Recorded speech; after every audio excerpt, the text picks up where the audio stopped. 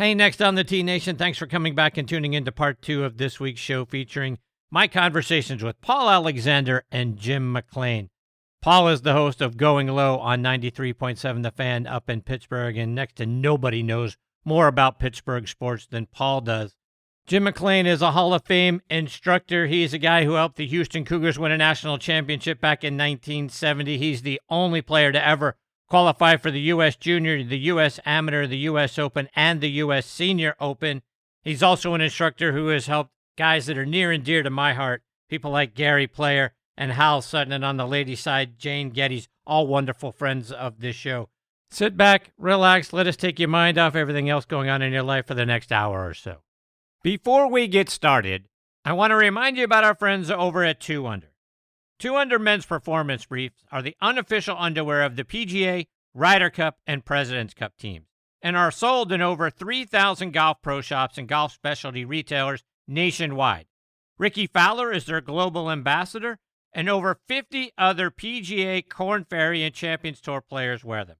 Just to mention a few, they are David Toms, Jerry Kelly, Justin Thomas, William McGirt, Scott McCarron, and Chris DeMarco. The Joey Pouch technology provides the ultimate male asset management, delivering maximum comfort from the tee box to the boardroom to the bedroom. Go to 2under.com to check out the bundle specials that offer substantial discounts for being a Next on the Tee listener. That's the number 2, UNDR.com. 2 Under, performance in your pants. Every January, PGA Tour Superstore pros meet every manufacturer, learn about the latest equipment, log thousands of hours of training, and together hit over 100,000 balls. All so they can get you the perfect fit. All right, now joining me is a guy who is a guest Hall of Famer over on our football show Thursday Night Tailgate. He is also huge into Western Pennsylvania golf. He is a wonderful host, and he's got a couple of great shows that he has been a part of, and a pre- and a post-game show. And if you need to know anything about Pittsburgh sports, this is the guy you need to talk to, and that is Paul Alexander. He's, quite frankly, one of the great guys you get to meet in this life. He has meant so much to me, not only as a guest, but as a mentor and as a friend.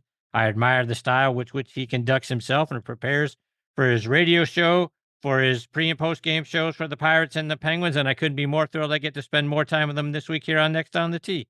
Hey, Paul, how are you, my friend? I'm doing great. I was just saying that no one could hear. I mean, Hal Sutton's just one of those guys. I mean, you just sit back and listen, and I just wanted to hear him say, "Be the one today." That's right. Just be the one today. It's all I needed to hear that, but I could hear it in my head, just hearing his voice, and it just it just gives you a great feeling. He's just one of those great ambassadors of the great game of golf. He's tremendous. Yes, he is. Before you and I get into all the golf things, I got to ask you a couple of Pittsburgh sports questions, and I got to start with our Steelers. We're 5 games into the season, Paul, but after cleaning house last season, firing Matt Canada, their OC, hiring Arthur Smith, plus letting Mason Rudolph walk, and Trubisky's gone to Buffalo, trading Kenny Pickett to the Eagles in favor of Russell Wilson and Justin Fields. I feel like the net of all of that is the same. Every offense still struggles to get games started, not scoring a lot of points. I don't feel like any of that made a difference. And now you start, for me at least, now I start to look at Mike Tomlin.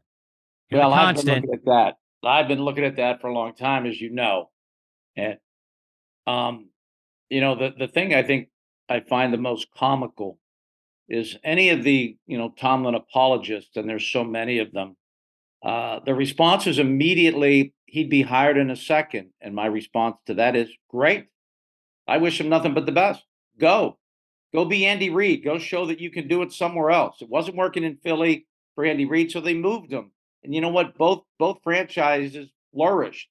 The Penguins and Mike Sullivan, I'm not ready to go there yet with him, but the Penguins' most recent cups always came halfway through a season that they fired a coach. They fired Michael Terry, and Dan Bilesman wins a cup. They fired Bilesman, Sullivan wins a cup. I don't think they're built for that right now, so I'm not even, I'm not going there. But the fear of change, and you know what, Arthur Smith, I mean, that was the safest hire in history. This guy has no, I mean, he might even be more old school in offense than Mike Tomlin. And the reason the offense doesn't flourish and wide receivers hate their existence in Pittsburgh is that there's nothing happening on offense. Mike Tomlin's a defensive minded coach. He wants to win games 17-14. He doesn't want to open it up. He just doesn't want to turn the ball over. Period. That's like all he cares about. I mean, I lived for, 20 years in State College covering Penn State. Joe Paterno was far more aggressive offensively than Mike Tomlin. I mean, and that's, he was 3 yards in a cloud of dust, for heaven's sakes, back in the day. So the problems are simple, and it starts with the head coach. There's And, just nothing Paul, dynamic there. Nothing at all. he always talks about how we don't live in our fears. Oh, my But it seems like that's all he does is live in his fears. Few passes over the middle, to your point, everything conservative. I mean, they run the ball on 3rd and 8 in the red zone with a 3rd string practice squad running back this past week, for crying out loud. It just, he has the Tomlinisms, but it seems like he's the one that doesn't follow him. Well, what he should be doing right now, and again, I try to run and hide from every political ad that comes on. I had a longtime caller that just had one of the greatest voices I had ever heard, and he simply called, and he's no longer with us, and I miss him. He would just simply refer to Mike Tomlin as the politician, because that's what he is. I mean, you bench George Pickens in the middle of the game because he's loafing. He's not running routes. He never blocks. He doesn't care. He pouts on the sideline, throws his helmet. His teammates avoid him on the bench. I mean, Mike Tomlin is a player's coach. And you know what players' coaches don't do? Win. Coaches like Bill Belichick that get in your face, tell you the way it is. I'll go back to Chuck Noll. You didn't mess around with Chuck Noll. You did that nonsense. You were done. You're not playing. And, it's like the good teachers, the good parents. You know what they are? They administer tough love. If you really care about George Pickens, you tell him the way it is. You straighten up or you're sitting down, period. It's that simple. You're going to run your routes. You're going to block. You're going to quit throwing your helmet. You're going to quit being a clown. And if you don't have the guts to do that, you shouldn't be a coach in the NFL.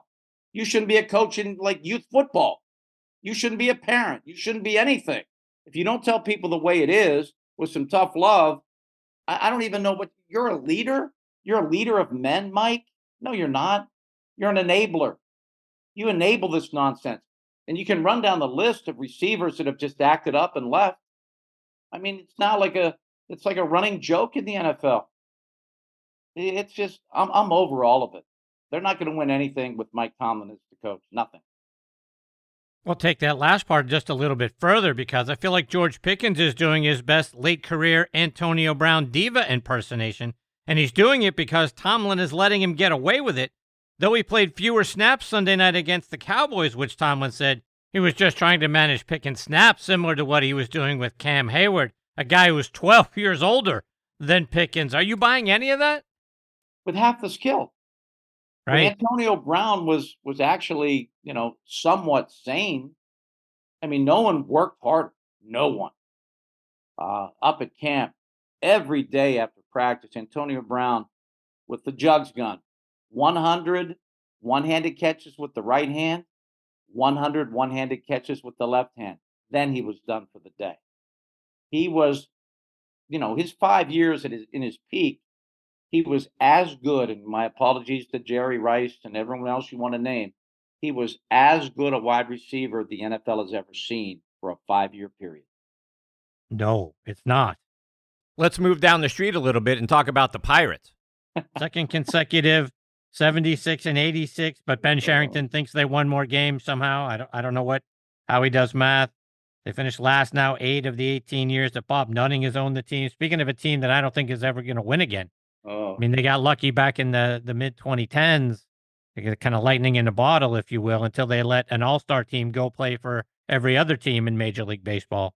It just feels like Bob Nutting is going to be the roadblock to this team ever having a real opportunity to win.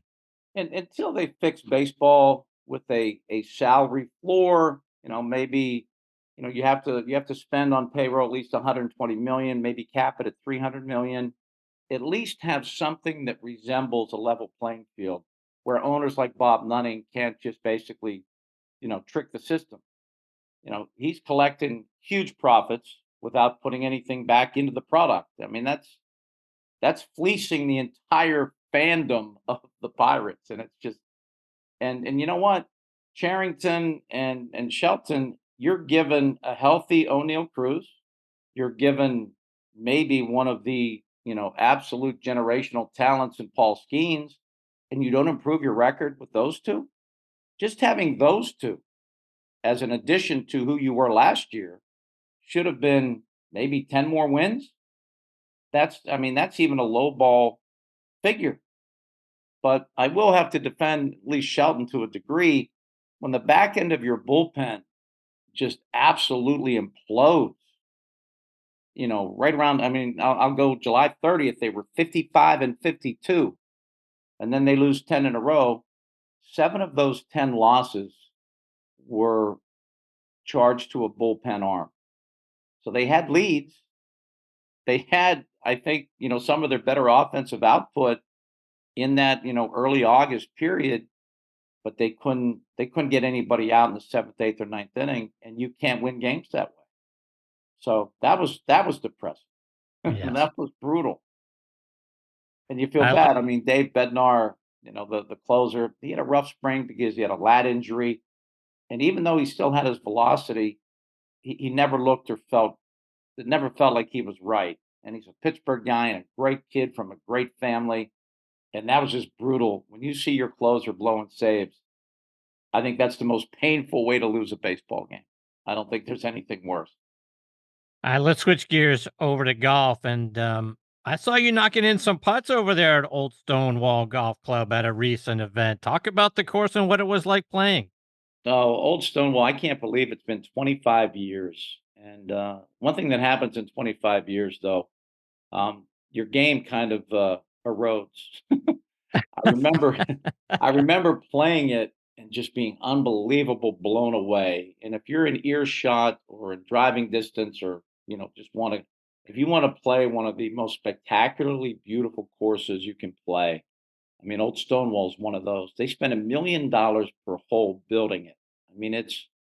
It's a gem. But when they had media day for their grand opening 25 years ago, sight unseen, I shot 76 and just fell in love with Wow. the golf course. Now that could be something I do on the back nine. It's just the game.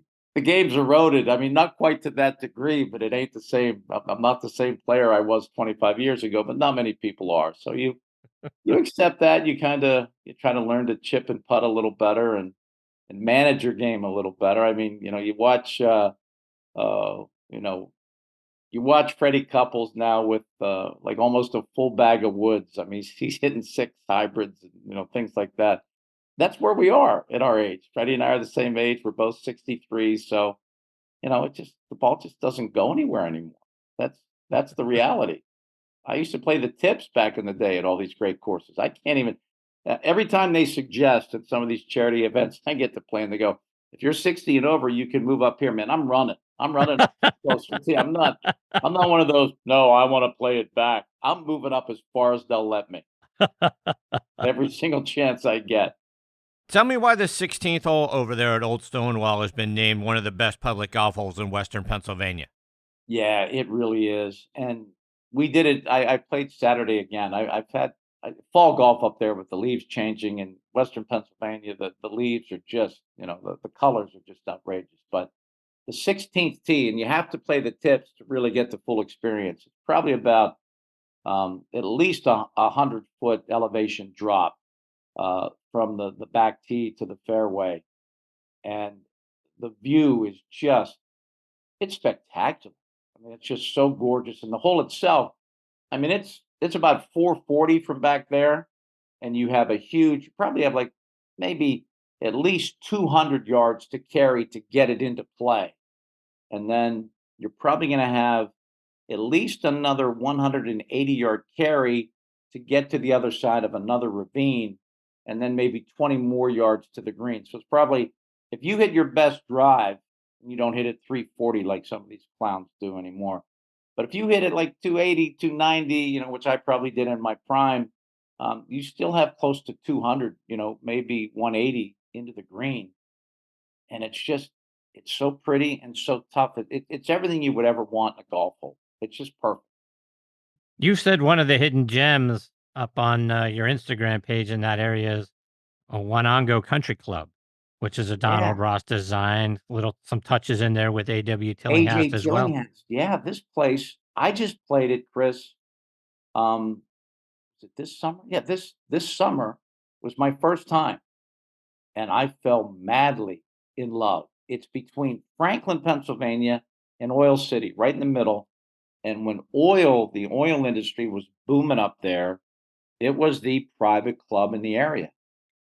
It's still private, but it's not what it was. Obviously, like a lot of the old, steel, some of the bigger steel companies had some really amazing country clubs across the country. That when industries changed dynamically and dramatically, but it's still maintained beautifully. The layout is stunning, and I need to get up there one more time before the snow flies. I'm going to try and get up there sometime in October because it's spectacular. It's gorgeous. What about the Highlands Golf Club up at Seven Springs?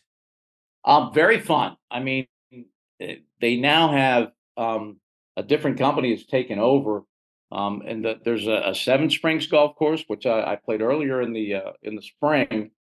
It's mountain golf. I mean, that's where the ski slopes are, and they also own Hidden Valley, which is also another ski slope and resort. And Seven Springs is a ski slope and resort with golf.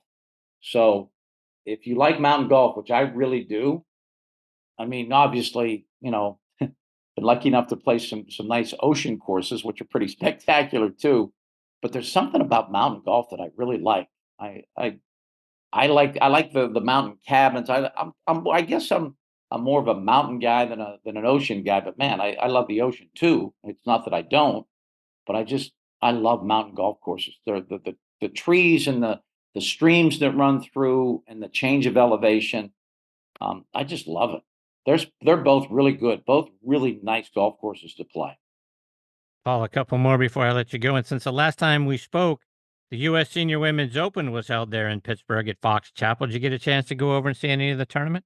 I did not. I was actually playing all weekend in a Thursday through Sunday event.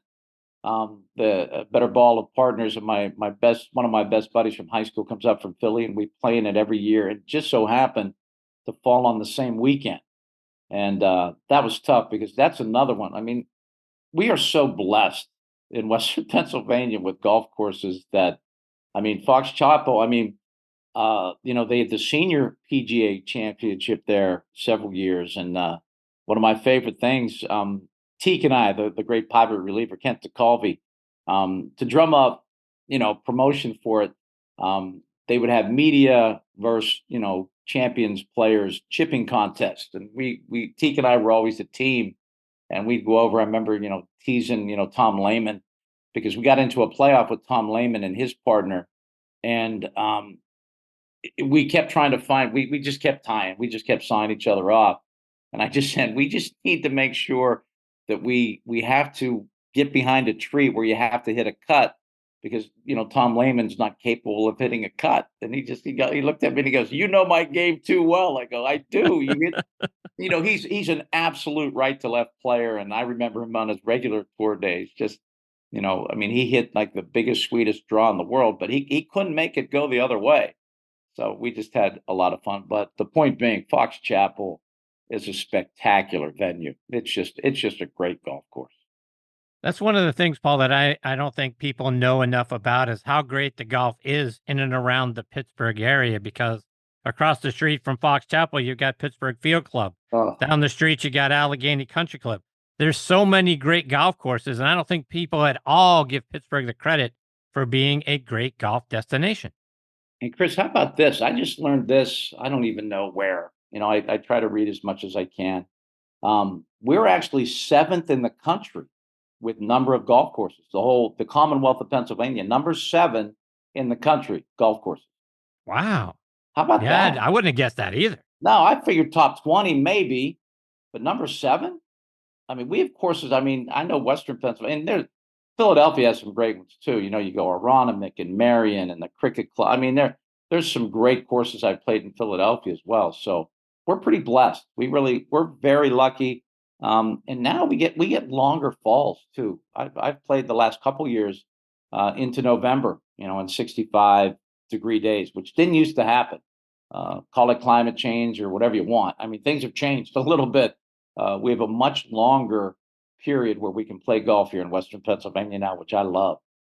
Paul, before I let you go, let our listeners know about the great golf show that you host, plus how they can stay up to date with all the great things you're doing, whether it's online or on social media.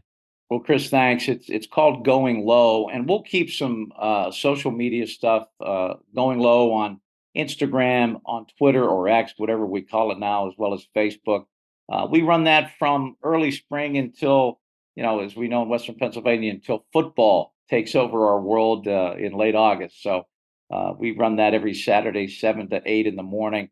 P. Alexander 44 on Instagram as well as on X. And when I find interesting golf things that I find fun or entertaining or amazing, I like to post those because the passion for golf is real. And thankfully, my wife is very accommodating, although she will occasionally say, "You actually playing again?" I'm like, "Yeah, yes, I am. If I can." I still love it. I'm not nearly as good as I'd like to be, but who is? That's right.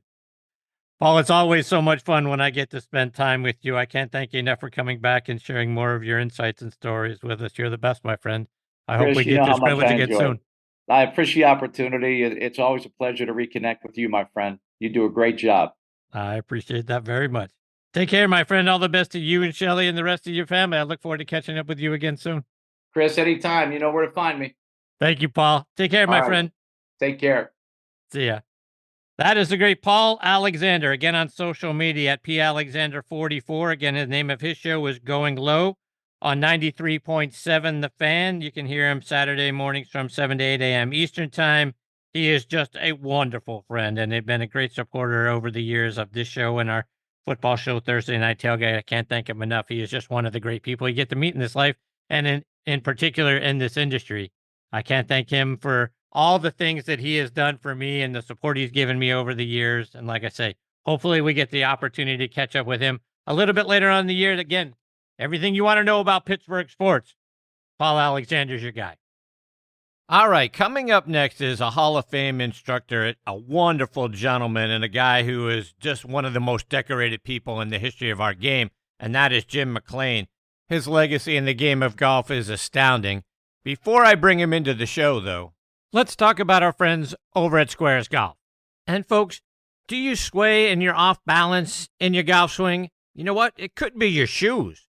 A golf shoe needs structure to provide stability and reduce sway. How can you tell if your shoes lack structure and are hurting your game? If you can hold your shoes by the toe and heel and twist it, toss it. Squares was designed for the perfect balance of structure and comfort. Isn't it time you tried Squares? Try the new Speedbolt at squares.com. That's SQAIRZ.com. All right, now back in next on the tee with me is one of the top instructors in the history of our game, and that is Jim McLean. Let me remind you a little bit about Jim's background. He's from the state of Washington and won the Washington Junior Championship twice. He also won the Pacific Northwest Amateur 3 times, the Seattle Amateur, and the 4 States Amateur in Texarkana, Texas. Played his college golf at the University of Houston from 1969 to 1973, where he teamed up with legends like Bruce Litsky, Bobby Watkins, Bill Rogers, Tom Jenkins, and our good friend John Mahaffey. Jim helped the Cougars win the 1970 National Championship. He also helped them to second-place finishes in 71, 72, and 73. He finished 4th at the 1971 U.S. Amateur Championship. He was named All-American the next year in 72, graduated with his degree in economics. He is one of the few players to qualify for the U.S. Junior, U.S. Amateur, U.S. Open, and U.S. Senior Open championships. He played in the 1972 Masters as an amateur, and he made the cut and finished tied for 43rd. He won the Northwest Open and is a 3-time winner of the Pacific Northwest Amateur. Jim won the Pacific Coast Amateur Championship as well at the Olympic Club in San Francisco. As an instructor, he's won just about every award there is to win. He's been inducted to 4 Hall of Fames, including the World Golf Teachers Hall of Fame. His students include dozens of legends, including 3 people that are very near and dear to my heart, and that is Gary Player, Jane Geddes, and my previous guest, Hal Sutton, from earlier tonight. His instructional schools have certified over 400 teachers. This December, he's going to be speaking to the Illinois PGA section. In January, he'll be back for an 11th appearance at the National Teaching and Coaching Summit and at the Golf Show, where he's going to be headlining on the main stage along with his sons, Matt and John and Eric Compton. And I'm very honored I get to spend more time with Jim this week here on Next on the Tee. Hey, Jim, thanks for coming back on the show. Glad to be with you, man. Jim, I want to start our time out by talking about the new golf school you're about to open up in New York. Talk about your new facility. Yeah, well, I'm real happy going back to the state of New York. It's in Armonk, New York in Westchester County. It's an indoor facility. We have 6 bays up there. It's in a business park. So it's I've got a nice, really good teacher, Chad Vaughn, going up to run it for me, and we're doing a grand opening on October 19th. So I'll be up there for that. Jim, the certified instructors that have come out of your schools, they have gone on to be best teachers in state across the country. Talk about the teachers that you've been producing over the years. Well, that's been a real thrill for me. We've had so many teachers go through our school and do the certification that we do. I've been big on training. I've loved to learn and study the game of golf. We started Monday meetings so long ago, 35 years ago or so, when I started at the Doral Resort in Miami. And then I've opened other golf schools, but we've always done these certifications and the training of the teachers. That includes many other instructors that we read and learn about, and then of course learning the X Factor, the 8-Step Swing, and some of the other books I've written, and then the tour studies that we've done every year of studying usually the top 100 players in the world in detail and looking at the the common denominators that we see, and that's helped. I think all of our teachers broaden their horizons. Jim, I've been talking with some of the other great instructors in our game over the last few weeks about old school versus new school teaching techniques. We've had an influx of data now, TrackMan, simulators, Topgolf, all the high-tech gadgets versus the old school, which is digging it out of the dirt, watching the ball flight, techniques like that. And I know you've seen it all over the course of your wonderful career. Is the data we see now, is that good for weekend warriors like me? Or is it really starting to convolute everything and making us really start to feel like we know more than we really do? Well, Christine, I've always loved technology. I wanted to be on top of everything, the latest and greatest. And mostly for me, that's been video and really understanding video and doing it precisely one way, so we could study the commonalities and what really works in the golf swing. Now, I would say that the great teachers of many years gone by, the Claude Harmons and Bob Toskis and others, they were just tremendous teachers, and they got great results, and they knew a lot about the game from studying the people they play with, and also being really intelligent people. I'd say Jackie Burke and Ken Venturi and people like that were just phenomenal players themselves, and were able to translate that into pretty much every level of player. Now there's a lot more good teachers right now. The danger is too much information, getting too far into the weeds, um, and overcomplicating a swing that takes about 1 second, and giving too much information to our students at one time. So we have to be very careful about how much information we're dispensing, in half hour, or 2 hours that we spend with our students. And Jim, there's no shortage of people out there giving swing tips on social media, on YouTube, but not everybody is a PGA professional or a certified instructor that's come through schools like yours. And some of that advice is not only wrong, but it's going to ruin more swings than it's going to help. Do you ever scroll through social media and see someone giving out tips that are just flat out wrong? Oh, absolutely. I feel like I spend a lot of time studying the game, and that includes social media. Uh, that would be mostly on Instagram and YouTube, those two places. There's a lot of good information out there as well, but you can start to mix and match different things together that can really mess you up. So I would say most instruction is good for a certain person at a certain time. But when you start um, doing too much, and especially when you start uh, combining information from really diverse teachers out there, then you really get in trouble. And I'd say, in our golf schools, it's been a great thing for our business because we have people that come down that are absolutely paralyzed with way too much information, and they just can't play. They're really so confused, and we try to get them back on track and have a game plan that they can go away from it and try to mostly stay off social media for a few months.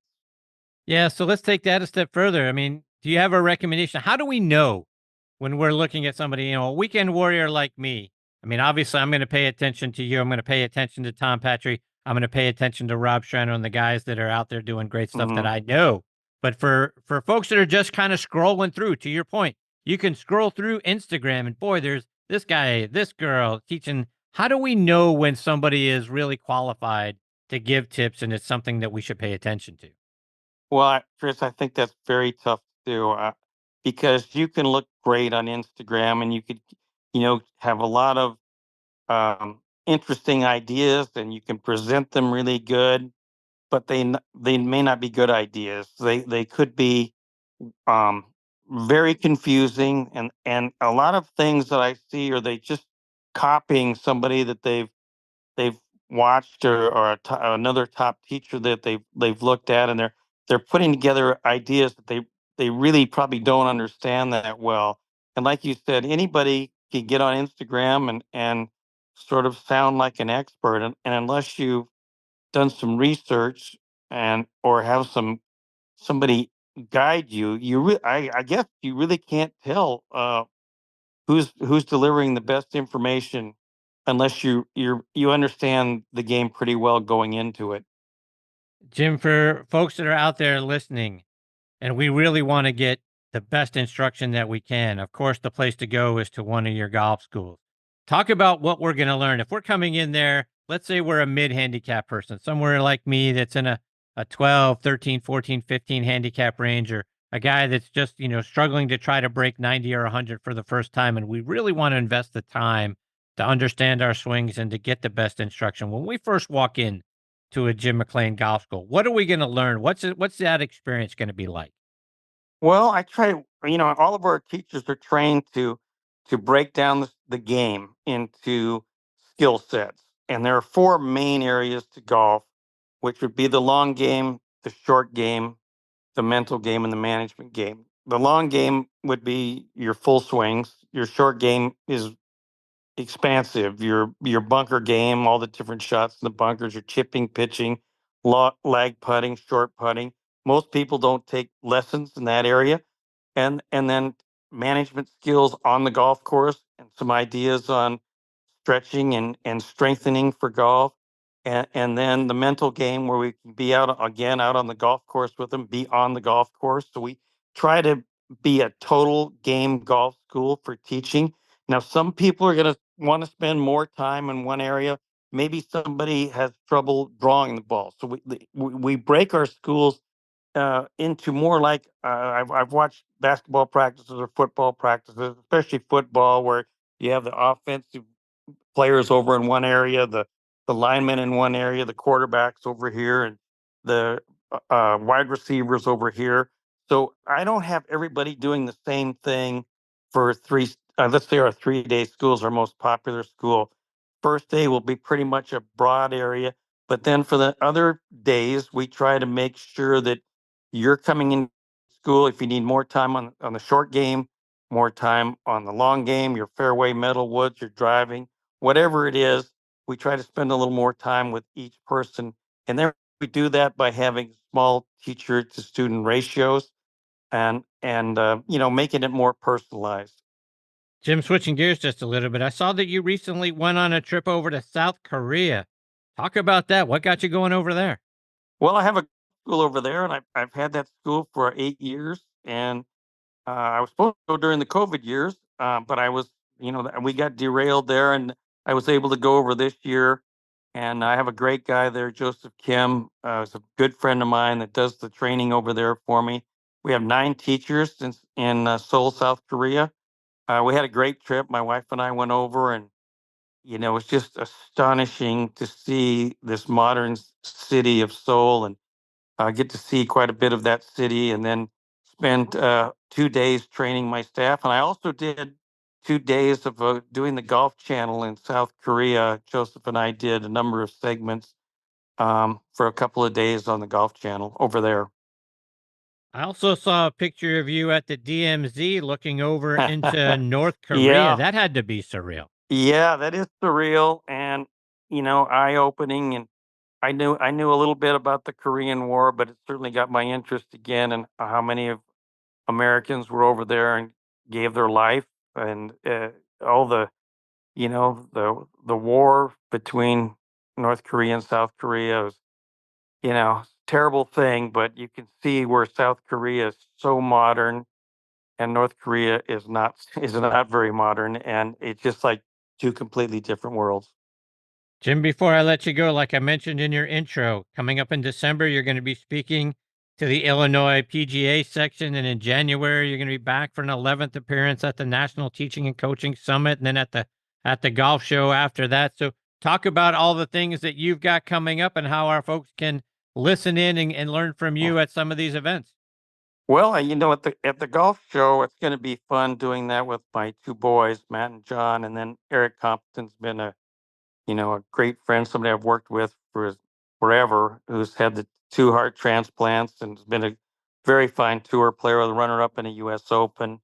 So that's going to be a lot of fun. And at the Teaching and Coaching Summit, I'm going to do my segment on Jackie Burke, who was, the most interesting person I've ever met, not just in golf, but a PGA champion, a Masters champion, and started and built Champions Golf Club in Houston, Texas, with his great friend Jimmy Demerit, who won 3 Masters championships.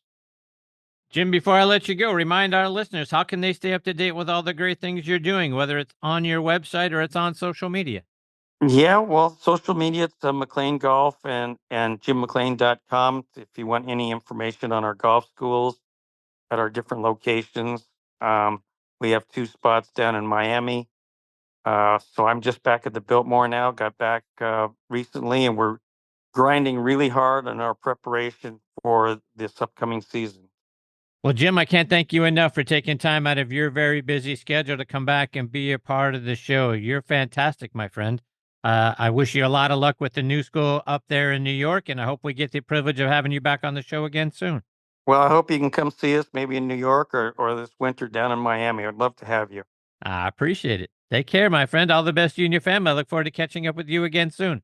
Thanks, and I hope we're okay down here in Florida, by the way. We've got another huge hurricane coming through, so Yes. I'm wishing everybody luck and safety coming up here.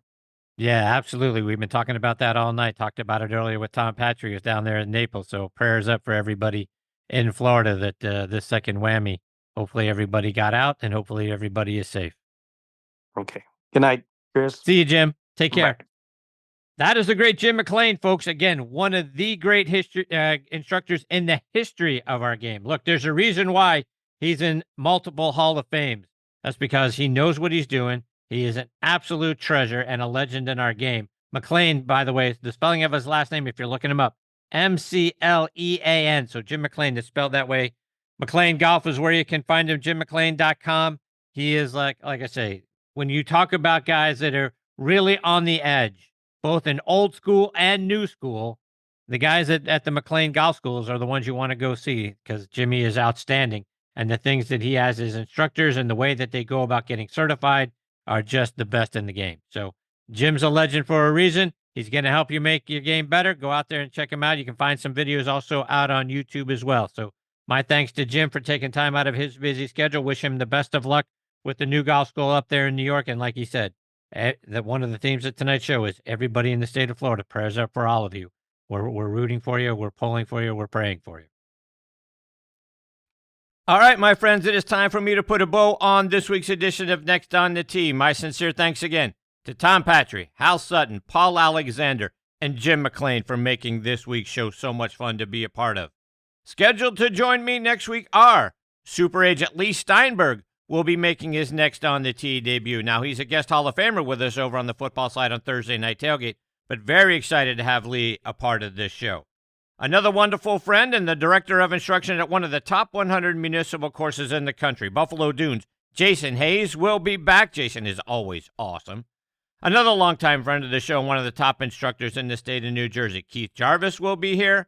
And then we're going to round things out with LPGA Top 50 instructor and the creator of Golf Positive, Debbie O'Connell. You know how much fun Debbie makes every segment that she's a part of. I smile so much my cheeks hurt. So looking forward to having all of them a part of the show. I hope you will be back and join us as well. I want to thank our friends over at the Pittsburgh Tribune-Review for hosting this show on their site. For coverage of everything going on in Western Pennsylvania, including your favorite sports, go to triblive.com. You can find this show by clicking on the Sports section tab, and the most recent episode is going to be front and center for you right there on the homepage of the Sports section. Or you can click on Sports and then Podcasts, and you'll see the Next on the Tee logo. If you click on that, many episodes from this season are waiting for you right there as well. You can also find the show on Good Pods, Apple Podcasts, Spotify, Amazon Music, Audio Boom, pretty much every place you get your podcast content. We're going to be on that one as well. And my sincere thanks also to the guys over at Good Pods for making this show one of the recommended podcasts. So please download their free app and stream your favorite podcast right there on your favorite device. But the biggest thanks of all go out to all of you for being the greatest supporters in the history of podcasts. I appreciate each and every one of you so very much. Until next week, hit 'em straight, my friends.